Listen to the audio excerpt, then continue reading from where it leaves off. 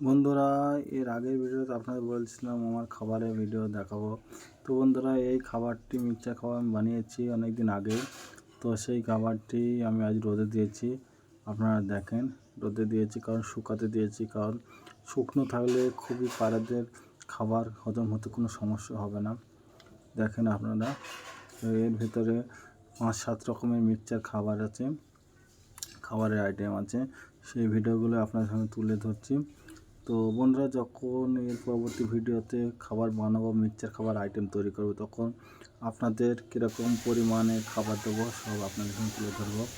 আর এই দেখেন মিক্সচার খাবার কী কী আছে। এখানে ধান আছে, গম আছে, ছোলা আছে, মুসুরি আছে, রাই আছে, বাজরা আছে, জোয়ার আছে। দেখতে পাচ্ছেন আপনারা।